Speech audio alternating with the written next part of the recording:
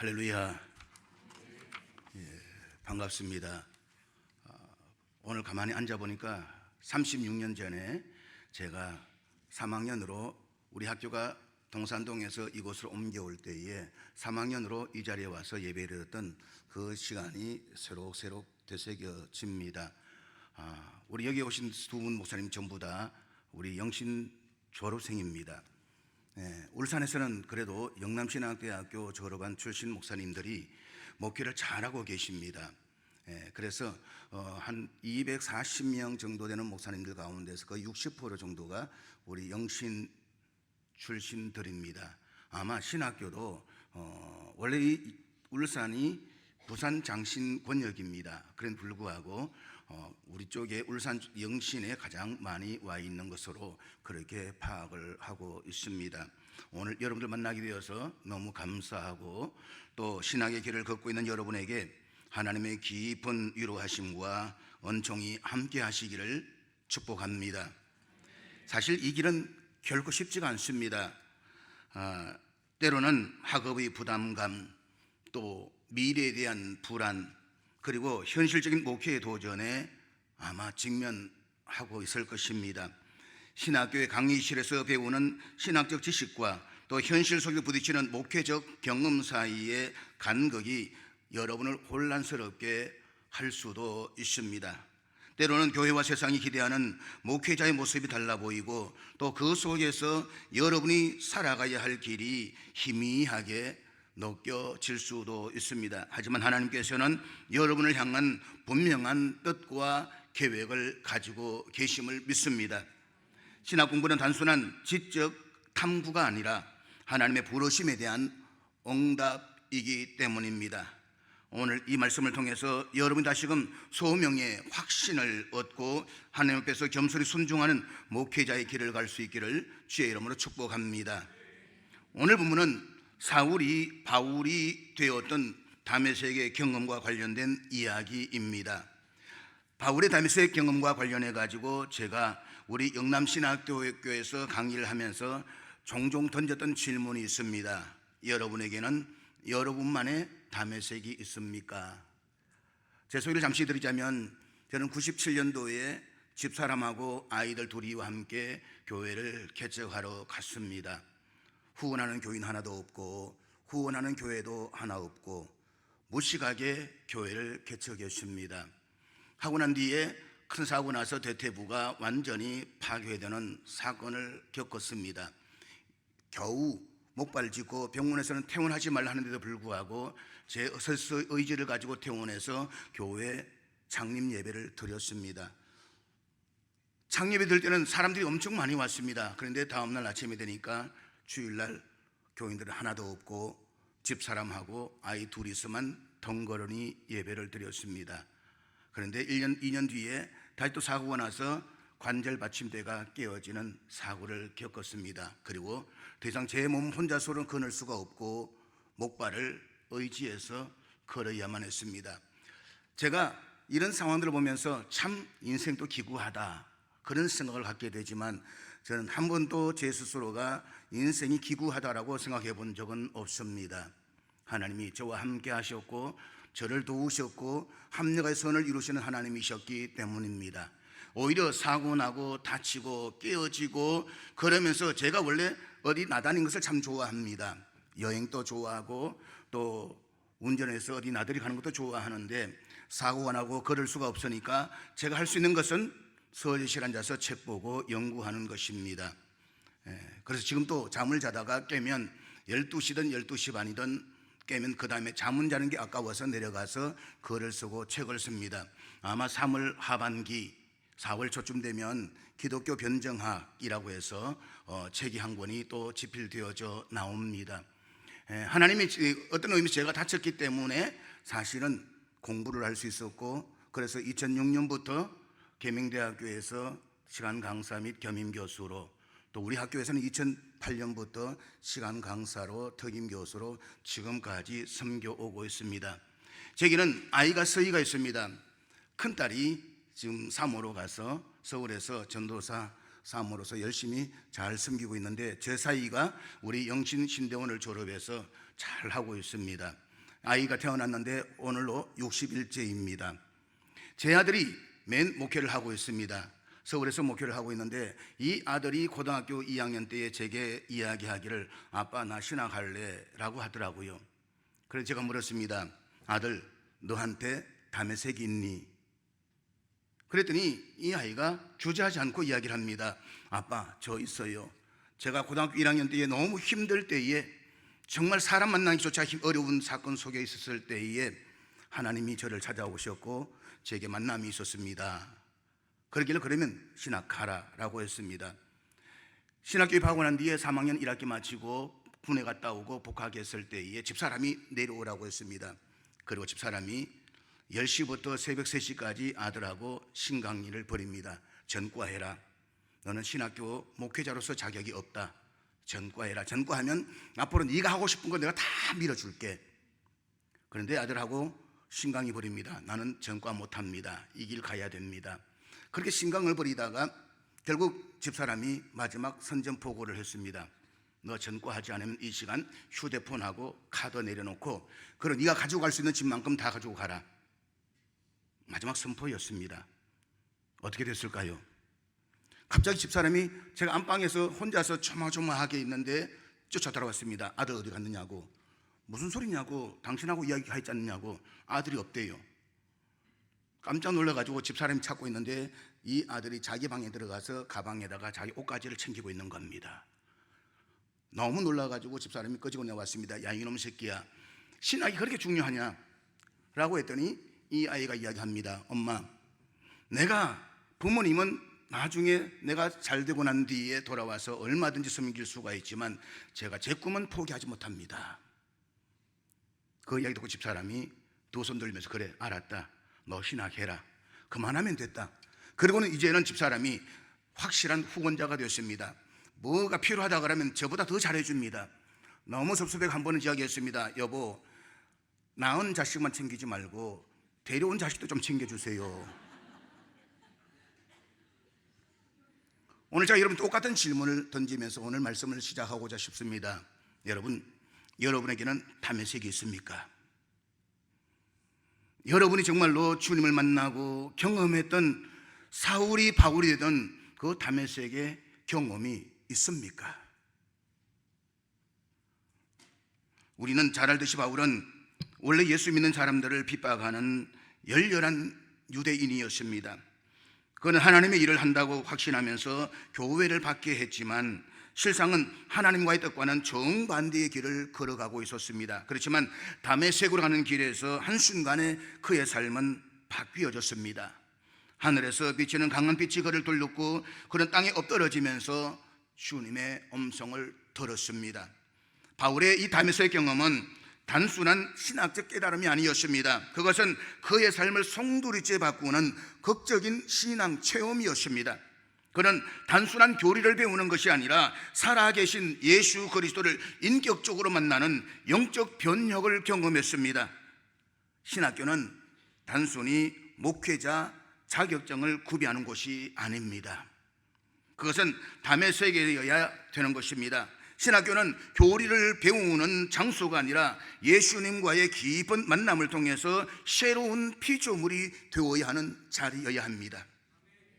사랑하는 여러분, 저는 여러분들이 신학교에서 단순한 학문적 탐구와 이론적 지식 습득에 머무르지 않았으면 정말 좋겠습니다. 하나님을 만나지 못한 신학은 메마른 지식일 뿐이며 성령의 능력이 없이 행해지는 목회는 영혼을 살릴 수가 없습니다. 예수님을 직접 경험하지 못한 목회자는 교회를 경영하는 관리자일 뿐 참된 목회자가 될 수는 없습니다. 참된 목회자는 성령의 충만함 속에서 하나님의 뜻을 알고 그분과 함께 동행하는 사람입니다. 신학에서 보내는 시간은 단순한 준비 과정이 아닙니다. 그것은 하나님께서 여러분을 다듬으시고 빚으시는 거룩한 시간입니다. 바울이 다메섹에서 주를 만난 이후에 그의 삶이 완전히 변화되었듯이 여러분도 신학교에서 머무는 이 동안에 예수님과의 깊은 만남을 통해서 변화되어져야만 합니다. 단순한 목회 기술을 익히는 것이 아니라 하나님과 동행하는 거룩한 목회자가 되겠다는 결심을 하십시오. 제가 87년도에 동산동에 처음 입학하고 난 뒤에 너무 많은 갈등을 겪었습니다. 어릴 때부터 저는 목회자가 되겠다는 꿈을 가지고 커왔습니다. 그런데 그 당시 신학교는 저는 영남 신학교만 있는 줄 알았습니다. 제가 있던 교회의 목사님이 다 영남 신학교 출신이었거든요. 다른 신학교는 없는 줄 알았습니다. 그래서 일반 대학을 졸업하고도 저는 신학교를 영남 신학교로 왔습니다. 그 당시에 이용원 학장님이 계셨는데 제가 시험을 치는데 들어오셔가지고 편입해라 라고 하실 때에 저는 편입 못합니다. 저는 입학하겠습니다 라고 했습니다. 그러니까 그러면 안 받아준다고. 안 받아줘도 좋습니다. 저는 입학하겠습니다 라고 해서 입학했습니다. 그 열정을 신학교 들어오니까 얼마나 좋은지 모릅니다. 선지동산, 하나님의 동산 너무 감사했습니다. 그런데 한 2달쯤 지나니까 못 볼 거 다 보게 됩니다. 자기 혼자 잘났다고 하는 사람들, 서로 정죄하는 사람들, 그 사람들 보면서 너무 갈등했습니다. 그래서 제가 그 당시에 권용건 교수님 교수실을 찾아갔습니다. 나 신학교 안 하겠습니다. 이런 인간들하고 못 하겠습니다. 그랬더니 권용건 교수님이 그 말씀하시는 겁니다. 오주철 씨, 아무개 목사님 잘 아시지요?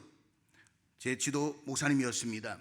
부목사님이었는데 제가 그분을 통해서 오주철 씨 이야기 잘 듣고 있으니까 기도하면서 열심히 하세요. 그 말씀밖에 없었습니다. 그리고는 3년을 지나고 동산동으로 왔습니다. 여기에 왔습니다. 여기 와서 한 번은 교정을 거니는데 권영훈 총장님이 4학년 때 저를 보시더니 이렇게 묻는 겁니다. 아니 요즘 오주철 씨 어디 가세요? 라고 하더라고요. 그래서 그렇습니다. 제가 여기 있잖아요. 아니 당신은 오주철이 아니라고. 그 폐기만만하던 오주철이 어디 갔느냐고. 제가 그 말했습니다. 교수님, 세월도 흘러갑니다. 세월이 신학교회 속에서 저를 바꾸어 가기 시작했다라고 하는 것입니다. 바울이 그와 같은 다메섹의 경험이 있었기 때문에 바울은 이 다메섹의 경험을 통해 가지고 그 숱한 고난과 핍박과 어려움 속에서도 변하지 않고 길을 걸어갔던 것입니다. 바울이 주님의 음성을 들을 때 그는 단순히 왜 나를 부르십니까? 라고 묻지 않았습니다. 대신 그는 주님 무엇을 하리이까? 라고 물었습니다. 이것이 바로 소명받은 자의 태도인 것입니다. 우리는 종종 하나님께 왜 저입니까? 라고 묻습니다. 그러나 참된 종은 무엇을 하리이까? 라고 묻습니다. 사랑하는 여러분, 여러분은 하나님의 부르심을 받고 이 선지동산에 왔습니다. 이 부르심은 단순한 직업적 선택이 아닙니다. 그것은 삶을 걸고 헌신해야 하는 하나님의 거룩한 사명입니다. 단지 자신의 욕망을 채우거나 세상의 실패를 도피하기 위해서 목회자가 되는 것이 아니라 하나님께서 원하시는 진정한 목회자의 길을 걸어가야만 합니다. 목회는 단순히 교회 울타리 안에서 안정된 삶을 누리는 것이 아니라 복음의 불꽃을 들고 세상의 어둠 속으로 나아가는 것입니다. 여러분이 지금 서 있는 이 자리에서 내가 어떤 목회자로 살아갈 것인가를 깊이 고민하십시오. 세상 속에서 혼란과 어려움 속에서 하나님의 진리를 붙들고 십자가를 지고 가는 목회자가 되겠다는 결단이 있어야만 합니다. 바울이 주님을 만난 이후에 죽음을 두려워하지 않고 복음을 전했던 것처럼 우리도 주님과의 깊은 만남을 통해서 일사각오의 신앙으로 사명을 감당해 나가야 하는 것입니다. 목회자는 헌신과 희생이 요구되는 자리입니다. 그러나 주님을 진정으로 만난 자만이 그 길을 기쁨으로 걸어갈 수가 있습니다. 여러분의 목회는 자기 자신을 위한 것이 아니라 하나님의 나라와 그분의 영광을 위한 길입니다. 세상 속에서 하나님의 뜻을 이루는 목회자가 되시기를 바라겠습니다. 그러기 위해서 주님 무엇을 하리이까? 라는 질문을 매일 마음속에 품고 소명이라는 깊은 자각과 열정으로 살아가시기를 바랍니다. 주님께서는 바울에게 그에게 직접 자신의 사명을 다 알려주지 않았습니다. 대신 그를 아나니아에게로 보내셨고 아나니아를 통해서 바울의 눈을 뜨게 하시고 그의 사명을 확정하셨습니다. 하나님의 부르심을 받은 사람은 결코 혼자가 아닙니다. 우리 교회 공동체 안에서 또 선배 목회자들의 권면과 또 기도를 통해서 하나님의 뜻을 분명하게 깨닫게 되는 것입니다. 이를 위해서 신학생들은 신학 공부만이 아니라 영성 훈련에 헌신해야 되는 것입니다. 목회자는 결코 혼자가 아닙니다. 이 신학 동산에서 함께 갈등하고 함께 부여잡고 함께 울면서 자기의 영성 관리가 성립되지 않으면 목회를 감당해 나갈 수가 없습니다. 바울이 다메섹 도상에서 주님을 만났을 때에 그의 신앙은 단순한 이론이 아닌 체험적인 변화로 이어졌습니다. 목회자가 되기 위해서는 성령의 능력으로 충만해야만 합니다. 기도와 금식, 말씀 묵상과 순종을 통해서 하나님의 임재를 체험하고 그분의 뜻을 깨닫는 훈련이 필수적이라는 말인 것입니다. 사랑하는 여러분, 지금이야말로 영적인 뿌리를 깊이 내리고 성령의 충만한 목회자가 되기를 위해서 자신을 훈련하십시오. 제가 우리 사위와 우리 아들에게 늘 던지는 말이 있습니다.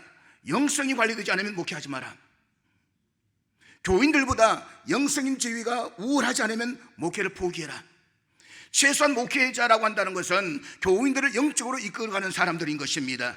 영적으로 이끌어가기 위해서는 목회자가 먼저 영적인 우위에 있어야 되는 것입니다. 영적 권위를 갖고 있어야 되는 것입니다. 그러기 위해서는 내 안에 만나는 주님과의 훈련이 있어야 되는 것입니다.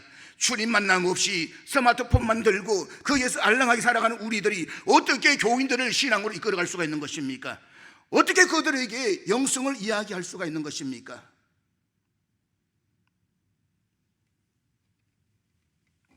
바울이 다메섹 도상에서 주님을 만났을 때에 그의 신앙이 변화되었던 것처럼 오늘 우리도 그런 훈련을 통해 가지고 이 시대에 정말로 주님의 사람, 이 시대를 이끌어갈 수 있는 영적 사역자가 되시기를 바랍니다.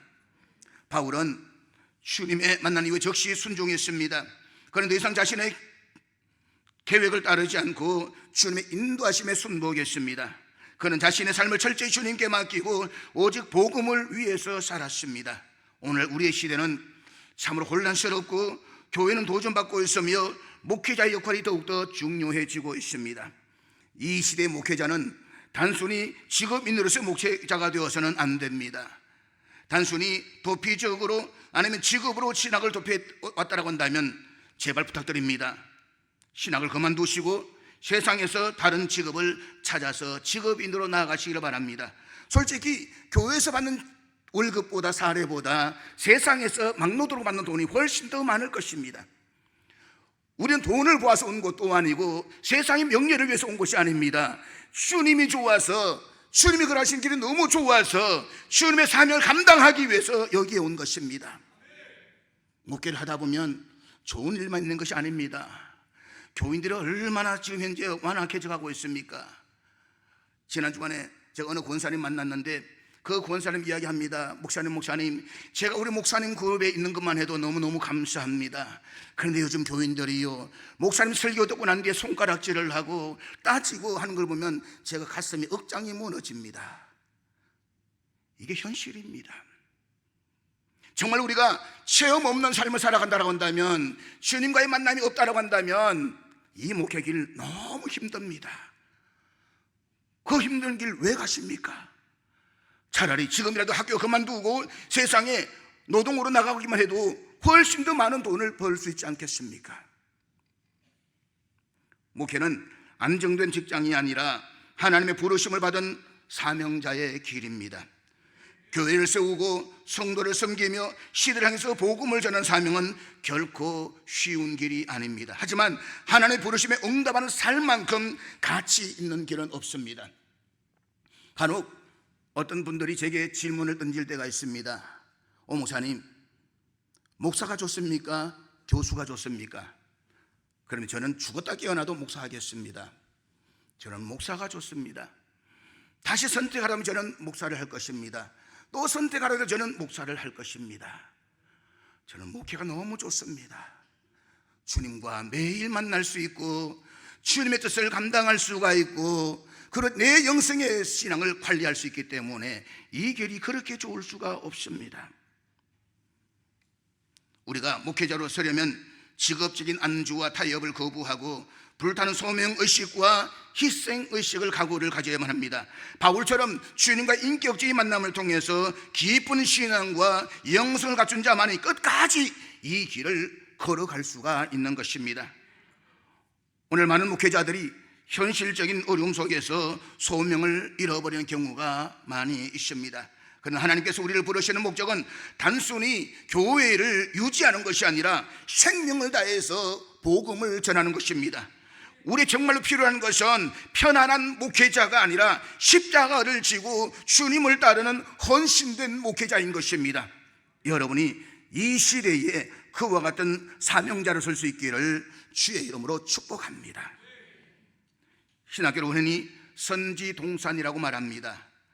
선지자를 훈련하는 동산이라는 의미일 것입니다. 그런데 창세기 2장 8절에 보면 우리가 동산이라고, 에덴 동산이라고 할 때에 이 동산이라고 번역된 히브리어가 깐이라는 말인데, 이 말은 울타리를 치다라는 뜻을 가지고 있습니다. 울타리를 치다.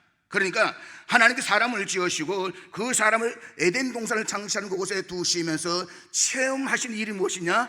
울타리를 치는 일이었습니다. 울타리의 의미는 무엇으로부터 무엇을 보호하기 위해서 혹은 무엇으로부터 무엇을 격리하기 위해서 치는 방어 체계의 역할을 하는 것입니다. 그렇다면 선지동산으로서의 신학교가 울타리를 친다라고 하는 것은 구체적으로 어떤 의미이겠습니까? 여러 가지를 생각할 수가 있겠지만 중요한 것은 세속적인 사고방식으로부터 울타리를 치는 것입니다. 오늘 한국교회 목회자 성도들이 너무 세속화되어 있다고 하는 것은 부인할 수 없는 현실입니다. 교회 권위가 흔들리고 성도들은 영적으로 지쳐 있으며 목회자들은 점점 더 큰 부담을 짊어지고 있습니다. 세속화의 물결과 교회의 내적인 문제들로 인해서 복음이 왜곡되고 목회자의 역할이 축소되는 현실을 우리는 목도하고 있는 것입니다. 그렇지만 교회와 성도들이 세속화되면 세상은 희망이 없습니다. 그것은 신학교도 결코 예외일 수가 없습니다. 목회자를 훈련시키는 신학교가 세속화되면 한국 교회에는 희망이 없습니다. 그런 점에서 신학교는 세속화로부터 울타리를 쳐야만 합니다. 그리고 우리는 이곳 선지동산에서 사고가 바뀌어져야 됩니다. 삶의 목적이 바뀌어져야 됩니다. 삶의 내용이 바뀌어져야 되는 것입니다. 그러기 위해서 이곳 선지동산에서 끊임없이 자신의 신앙적 정체성을 새롭게 만들어 가시기를 바랍니다. 신학교의 과정이 끝이 아니라 하나님과 깊은 동행 속에서 계속해서 변화되어져 가야 되는 것입니다. 우리 자신을 철저히 변화시켜야 되는 것입니다. 하나님께서 여러분을 가다듬고 계신다는 사실을 기억하시면서 그분 앞에서 이 선지동산에서 훈련받으면서 때론 눈물도 흘리고 때론 가슴 아파하면서 주님, 내가 무엇을 하리까? 목회의 방향을 정해갈 수 있는 여러분이 되시기를 바라겠습니다. 주님, 무엇을 하리까? 이제 하늘빛 다시 서서 한번 여러분 자신을 돌아보시기를 바랍니다. 나는 과연 하나님의 부르심 앞에 온전히 순종하고 있는가? 단순히 도피하기 위해서 여기 있는 것은 아닌가? 나는 세상과 타협하지 않고 오직 하나님의 뜻을 이루기 위해서 내 삶을 전적으로 이 길에 헌신하고 있는가? 이 질문 앞에 서서 여러분의 소명을 더욱더 깊이 붙잡고 하나님의 나라를 위해서 살아가는 참된 종이 되십시다. 주님의 축복과 인도하심이 여러분과 함께 하시기를 주의 이름으로 축복합니다. 기도하겠습니다. 하나님 감사합니다. 하나님, 우리가 주 앞에 부름받은 주의 제자들입니다. 이 시대에서 하나님 부름받은 종으로서 우리의 영성을 새롭게 해주시고 정말 우리가 세속화로부터 울타리를 치는 가운데서 하나님 뜻이 무엇인지 주의 뜻을 이루어가는 저희들 되게 도와주시옵소서. 예수님의 이름으로 기도하옵나이다. 아멘.